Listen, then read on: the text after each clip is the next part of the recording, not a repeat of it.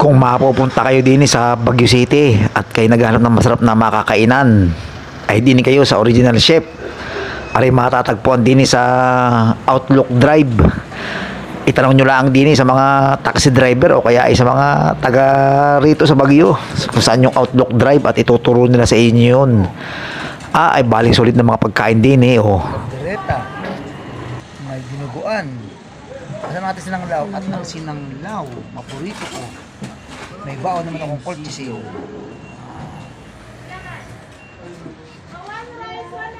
Ganado si Brony. At si Commander. Yan ang bibisa ng pagkain din sa Outlook Chef aba. Ako'y biglaan ng punta din sa Baguio. Ako'y may inasikaso lang. At ako'y walang kalam-alam din kung saan din may masarap na pagkain. Kami uling-uli din mag-iina kung saan kami may masarap na makakainan. Sakto kami naglalakad. May nakita kaming, may nakasabay kaming nagtitinda lang mga ice drop, mga masarap na ice cream. Yun, siya nagturo sa amin din ay sulit nga naman ang presyo. Yung isang order ng bulalo ay 280. Yung mga dinuguan ay 100. Ay busog na busog ka din Talagang dami nagpupunta din Magbabaot ka nga lang ng pasensya dahil nga sa haba ng pila, sa dami ng tao. Mag-aantay kang may mapestuas na lamesa. Pero ay baling sarap. Paborito ko taga din yung dinuguan sa kayong sinanglaw. Sabaw pala kay ulam na. Ay ako'y din puyat na puyat. Biglaan yung punta ko din sa Baguio ay talagang pagkadating kami alas 3 ng madaling araw, dumating din alas 8 pasado na. Gutom na gutom, tapos puyat na puyat pa. Talagang kaunti ang tulog. Di na sa kain sakto namang magaling na yung aking gout. Di kumain ng dinuguan tsaka yung sinanglaw kahit bawal. May gamot naman na kulchisin na Ngayon lang minsan lang naman ay jableg. Pero sulit ang bayad din sulit ang biniyahe sa Baguio aba. Talagang pag kayo pupunta sa isang lugar ng mga probinsya, huwag ka na kayong kakain doon sa mga nakakainan nyo rin din sa Maynila, yung mga Jollibee o kay McDo. Kainin ninyo yung mga pagkain na specialty na bawat probinsyang pinupuntahan ninyo. Ay talagang solve na solve ang kain din namin ba. Ako nga sana din ay magkakamay kasi medyo ako'y nahiya din pero sarap sana magkamay din aba. Dinuguan sabay kakain pa ng sinanglaw sa yung bulalo sarap magkamay aba. Kaso'y meron din pala akong kaunting hiya din tapos sa sobrang sarap ng ulam din aba, ay si Commander ay nag-take out pa. Nag-take out ng dinuguan sa sinanglaw. Ay pag uwi ng Maynila solve na naman ang aming almusal din aba. Ay subukan nyo pagkain narin sa Baguio aring Outlook Chef. Hindi kayo magsisisi, sulit ang ibabayad nyo din tara at ako'y kakain na muna. Uwi pa sabak.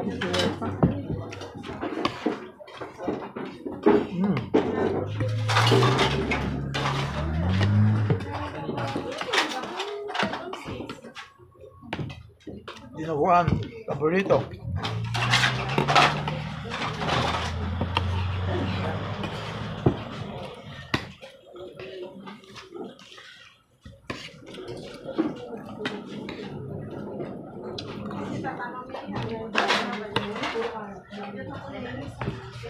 Kaya kung pagbalalo gusto mo.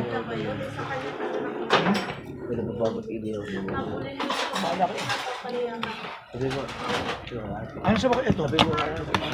Para pa kayo mo muna. Lahat. Hindi, may lahat. Baka 280. Plus 100. Kumana na kayo. Kumana kayo. Sa iniyaw na lang yung bulang. Ay, kumana na kayo. Wala kasi doon yung natin.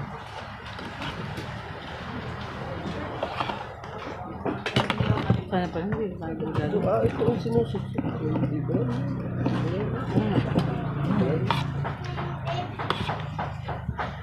Hindi. Wala namang ano. Ang sarap na dali eh. Ang Oo. sarap na. Ano kaya sabaw ito? Ate, ano sabaw ito? Sinanglaw. Ano sabaw? Sinanglaw. Ah, sarap pa. Ano sabaw? Ano sabaw?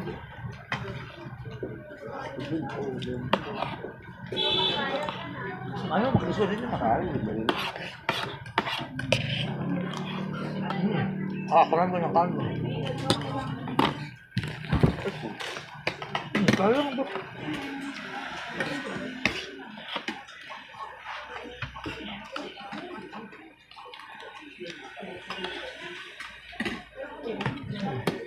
Ano yung sabaw?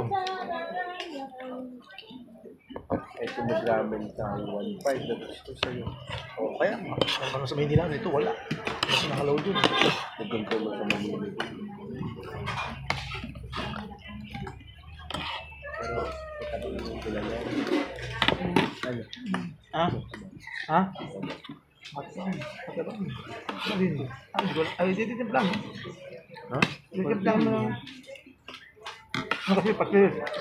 Parang mag-sipin. Ano ba yan? Sabi yung bulalo mo, paano mo mag-ganyan? Eh, Nagpalasa mo.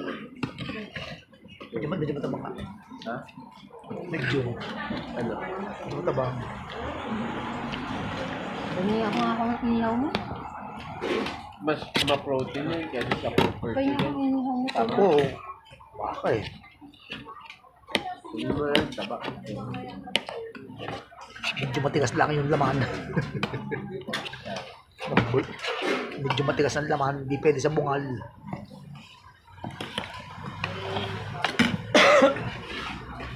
Eh, kanin pa.